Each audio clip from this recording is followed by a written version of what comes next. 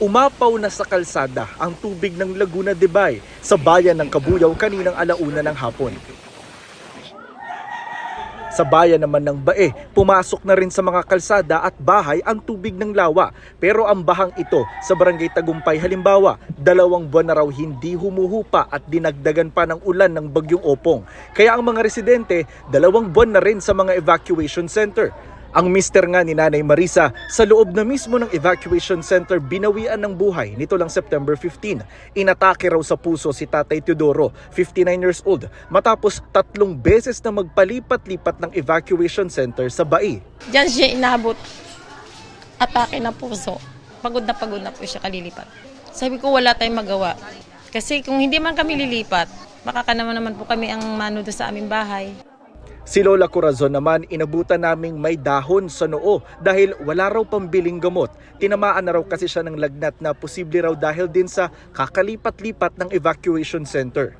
Ayaw ko naman magpa-confine, ayaw ko talaga na akong bahala na. Huwag na sana palipat-lipat pa kami kay kahirap. Sana naman tulungan naman kami. Di na namin maintindihan kung anong gagawin. Sabi ng kapitan ng barangay, nagpalipat-lipat ang mga evacuee dahil ang ibang evacuation center kung hindi inaabot ng ulan at baha ay ginamit na muli bilang mga classroom. Ngayon, unti-unti na ring umaangat ang tubig sa nilipatan nilang eskwelahan. Ito po galing din sa lawa. Pero konti na lang, papasok na sa school. Kaya anong mangyayari sa mga evacuee? Mapipilitan ho ako na dalhin ho sila sa mataas na lugar, diyan nga po sa Galvez. Kasi Lipat sila. Lilipat ko po, sir. Ang ilang bata rito inaalipungan na sa tagal ng nakababad sa baha. Kung tutuusin, mayroon namang flood control sa Bai na pansalag sa tubig ng lawa. Ang problema, putol naman ito. Kaya pumapasok pa rin ang tubig ng lawa sa kabilang dulo ng dike. May flood control pero wala pa rin pangyayari, walang pagbabago. Display lang siguro para lang may project silang makita, maibulsa nila. Ang naghihirap, kaming mahihirap. Ang mahirap na ako talaga, hirap pa rin, pinahirapan pa nila. Nasa bulsa nila lahat. Sabi ng LGU, hindi ipinaalam sa kanila ang mga ganitong flood control project na itinayo raw rito ng DPWH at ng mga private contractor. Hindi naman namin alam yung mga tigil na yan. Hindi kami ini-inform dyan. O DPWH yan. Dapat doon, tinuloy nila. Malaking bagay yun. Sabi ni Mayor, masyado nang mababaw ang lawa kaya mabilis na umaangat ang tubig. Ang kailangan namin dito hindi bad-end solusyon. Pero dredging, malaking bagay yun. Matagal na ng mga may sentimiento ng mga mayor yan. Ang ilang nakatira naman malapit sa flood control, hindi raw ito gusto. Hindi nga pumapasok ang tubig dagat, yung tubig ulan naman, hindi makawala. Yan, DK. Yan ang aming pinoproblema dito magdaragat. Bakit? O saan kami pupunta dyan? Nung yan wala, kahit saan kami pumunta dyan, okay lang. Galit na ang ilang residente ng Bai sa tila paulit-ulit na lang daw na baha rito taon-taon, lalo ngayong pumutok ang kontrobersya sa mga flood control project ng gobyerno. Pala naman may paraan. Tapos ganun lang kinukurap lang nila. Huwag na naman kurapin. Para sa GMA Integrated News, Jonathan Andal, nakatutok, 24 oras. Kabi-kabila ang pinsalang iniwan ng Bagyong Opong sa paghagupit nito sa Oriental Mindoro. Kabila sa mga napuruhan ng bayan ng Mansalay kung saan naitala ang ika-6 na landfall nito. Nakatutok doon live si Bea Pinla. Bea? Ivan, walang naitalang nasawi dito sa Oriental Mindoro dahil sa Bagyong Opong. Pero hinahanap pa ang 2 mangingisda na pumalaot umano dito sa Mansalay habang paparating pa lang ang bagyo. Bago ang ika-6 na landfall ng Bagyong Opong sa Mansalay, Oriental Mindoro, 2 mangingisda ang pumalaot madaling araw kahapon. Hindi pa sila nakakauwi, kaya tutok sa paghahanap ang mga otoridad. Ayon sa magulang, nagpaalam. Pero pinipigilan ng magulang.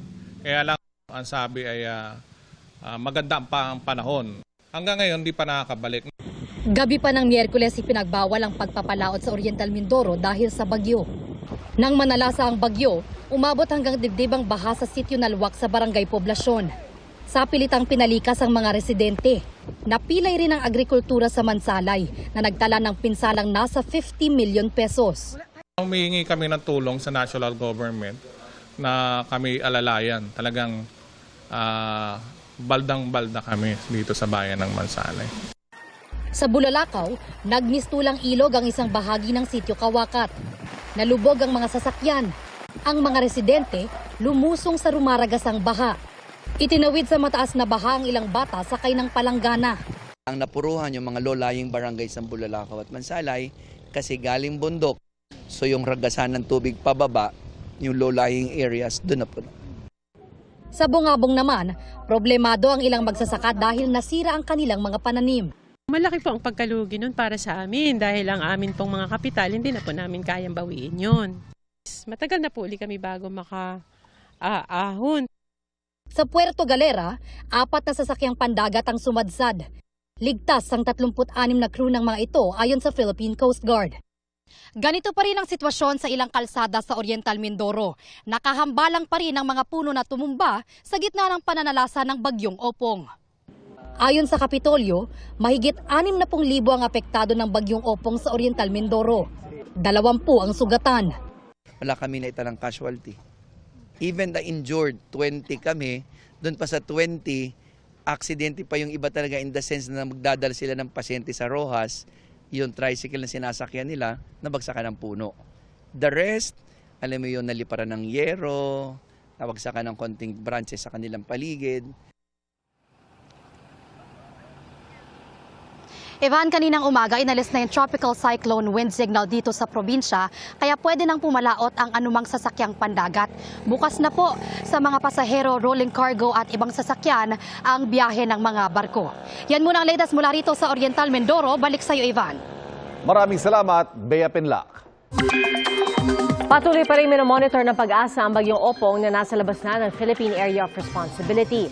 Ayon po sa Pag-asa, habagat o southwest monsoon ang nagdadala ng maulap na panahon at kalat-kalat na pag-ulan ngayong araw sa Palawan at Occidental Mindoro. Nakakaapekto naman ang easterlies sa Metro Manila at sa natitirang bahagi ng bansa. Base sa datos ng Metro Weather, posible ang light to intense rains bukas sa coastal areas ng La Union, ilang bahagi ng Zambales, Pangasinan, Isabela, Quezon at Palawan. May chance namang makaranas ng light to heavy rains sa malaking bahagi ng Visayas at Mindanao simula sa hapon. Posible ring ulanin bukas ang Metro Manila. Nagpunta sa Justice Department ang mag-asawang kontratistang Curly at Sara Diskaya at nagsumite ng umano'y mga ebidensya sa kanilang mga testimonya sa maanumalyang flood control projects. Nakatutok si Salima Refran. Kahit Sabado, nagpunta ang mag-asawang kontratistang Curly at Sara Diskaya sa Justice Department sa gitna ng case build-up sa maanumalyang flood control projects. Si Curly, bit-bit ang mga ebidensyang susuporta raw sa kanyang testimonya. Kasi ang testimony, standing alone, should not be enough. It usually has to be followed by other matters that will coincide with the testimony. So the notes, what others would say, secondary evidence, would just be a reflection of the accuracy of what is being said. This is probably the biggest scam, the biggest corruption issue in Philippine history. Kung tutuusin natin. That's why we have to really work hard to get to the bottom of these things. Ayon kay Secretary Remulla, madaragdagan pa ang 21 pangalang iniimbestigahan para sa mga reklamong graft, malversation of public funds at indirect bribery. Pag yung Diskaya, na-vet namin lahat ng Diskaya statements, mas marami yan. And it's going to be congressmen. Who will be the subject of many of these actions. Basta lahat ng binanggit niya, not just one, it's everybody mentioned, will be subject to investigation. Kasama sa paunang listahan sina Senador Chis Escudero, Joel Villanueva at Jinggoy Estrada. Ako, Bicol Party List Representative Zaldico at dating Senador Bong Revilla. Pati mga dating opisyal ng DPWH na sina Roberto Bernardo, Henry Alcantara, Bryce Hernandez at JP Mendoza. Isinumite na ang kanilang mga pangalan sa Anti-Money Laundering Council para sa asset freeze orders at sa Bureau of Immigration para sa mga ILBO o Immigration Lookout Bulletin Orders.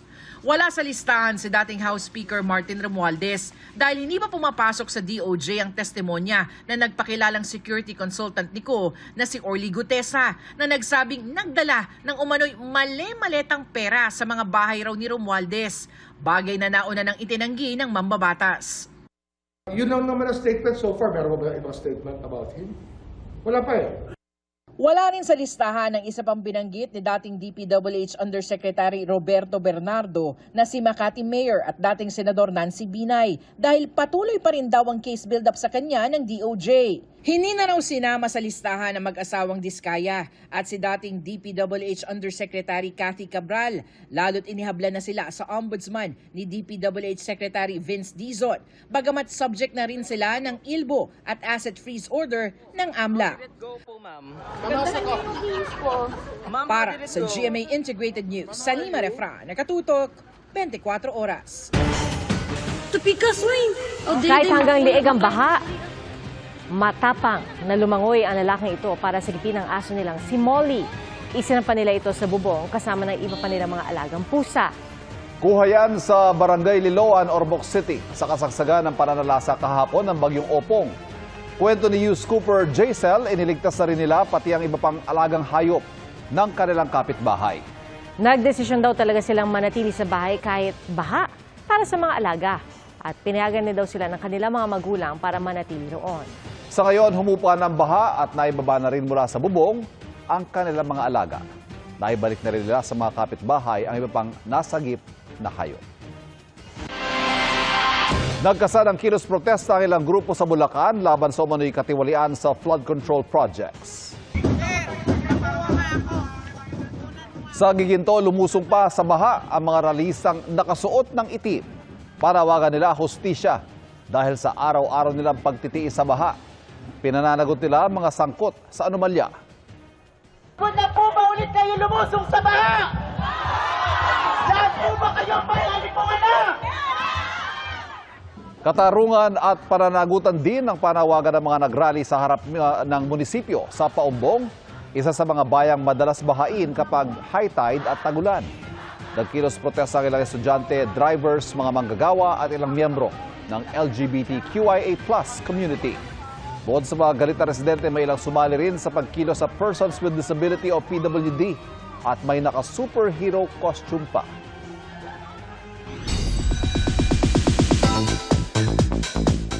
Grande at nagbistulang wedding event ang fan meet na inihanda ng fans ng dating PBB housemates na sina AC Martinez at Ralph De Leon o As Ralph. Yan ang chika ni Athena Imperial. Umuputi-putitap na kisame. Live art with giveaways. Cake na nilagyan ng daisies at floral staircase. It's giving newlyweds sa fan meet ni na AZ Martinez at Ralph De Leon o As Ralph. Dressed in white ang dalawa na masayang sinalubong ang kanilang fans na Ruzzles. Simula pa lang agad naghatid ng kilig ang As Ralph. Game din silang sumali sa games at pa-quiz na hinanda ng Ruzzles. May look back din ng fans sa As Ralph moment sa bahay ni Kuya. Since week 1, Ralph has shown so much already. As in, that's why lagi ko sinasabi consistent si Ralph. Pinaka na-notice ko syempre nung ng mga big job challenge. Syempre si AZ, ibibigay talaga niya lahat hanggang dulo. Yes! Na malapit na siya mahimatay nung Big 4 challenge nila. Pero syempre, alam niyo naman, nakabantay ako buong time doon. So.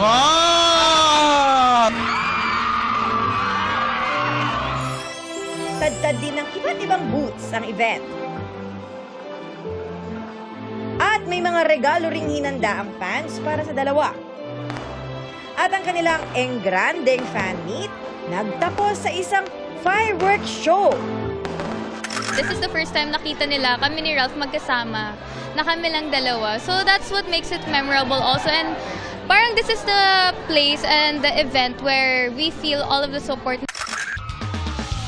Sa ngayon, busy raw ang As Ralph sa acting workshops para sa TV series na The Secrets of Hotel 88, na isa na namang big collab ng GMA Network at ABS-CBN Studios. Magkakasama kami kay Miss Malu, kaming mga cast sa Hotel 88. Then kay Miss Anna, I requested na I wanted to do an acting workshop like one-on-one po. Ako, I really want to improve. I want to focus on sa craft ko. Athena Imperial updated sa Showbiz Happenings. Naghain na ang notification ng lead counsel ni dating Pangulong Rodrigo Duterte sa International Criminal Court kaugnay sa application nila para sa kanyang interim release. Sa dokumentong pirmado ng defense lawyer na si Nicholas Kaufman, nakasaad na anila'y sinasang-ayunan o hindi raw haharangin ng gobyerno ng Pilipinas ang hiling nilang interim release. Nakalagay rin doon ang pahayag ni Undersecretary Claire Castro na tila may positibo anyang bunga ang madalas na biyahe ni Vice President Sara Duterte. Ang sabi naman ni Castro, tila nagiging bihasa na si Kaufman sa pagbaluktot ng katotohanan. Binigyang diin Castro na walang kinalaman ng administrasyon sa pagdinig para sa mga kaso ng dating Pangulo maging sa hiling ng kampo nila na interim release. Hinihiling ng kampo ni Duterte ang interim release dahil sa kanyang edad at nanghihina na raw ito. Sa isang pahayag, sinabi ni Vice President Sara Duterte na isang malinaw na pag-abuso sa kapangyarihan ang palihim umanong welfare check ng gobyerno na pinahintulutan ng ICC. Sa pahayag ng DFA, nilinaw raw ng isang ICC spokesperson na sumusunod lang sila sa ICC Rome Statute. Ang anumang pagbisita ay pinapahintulutan kapag pinayagan lang ito ng mga nakadetineng individual.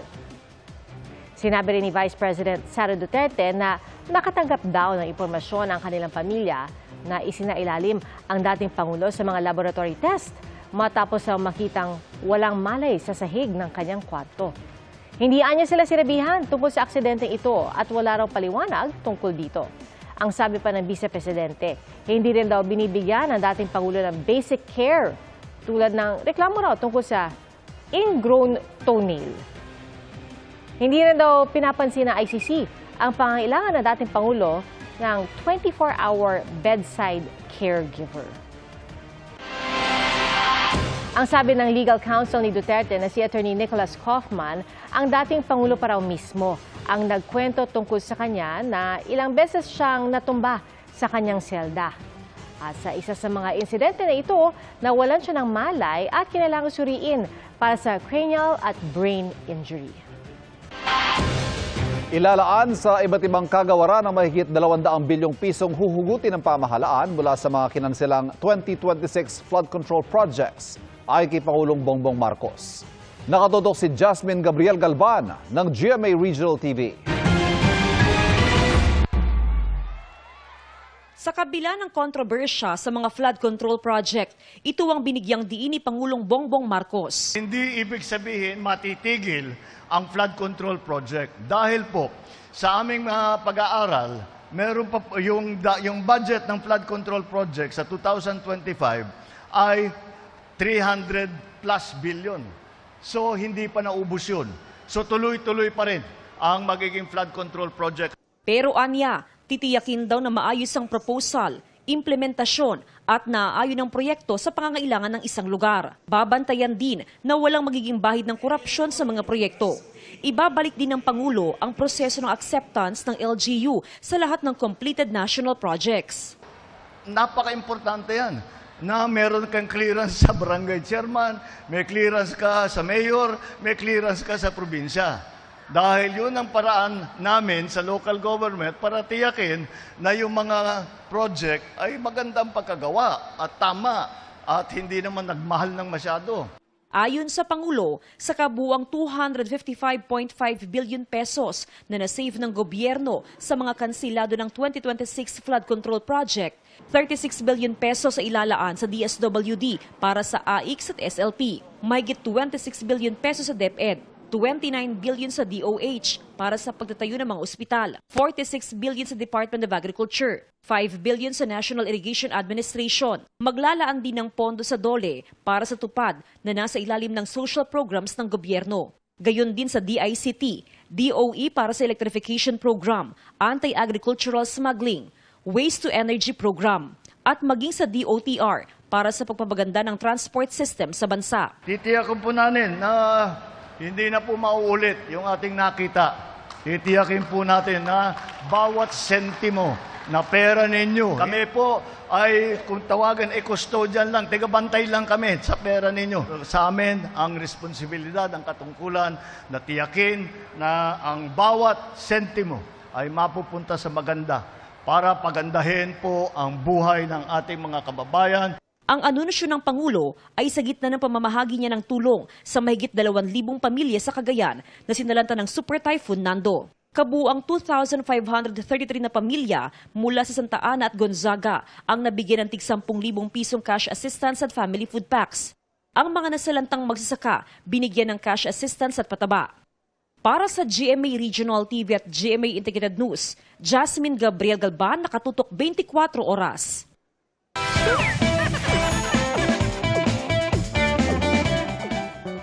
Spotted sina Papa Bear, Mama Bear at ilang baby bear sa isang abandonadong research station sa Russia. Ang isa sa mga polar bear nakipaglaro sa drone camera, habang ang isa umamba na tila kakagatin nito. Ayon sa isang Russian travel blogger, posibleng doon sila sumisilong tuwing mahangin at maulan. Ang research station na nasa Arctic region ng Russia ay abandonado mula nang mabuwag ang Soviet Union noong 1991. At yan ang mga storya this Saturday night. Ako po si Nelson Canlas. Pia, Ivan?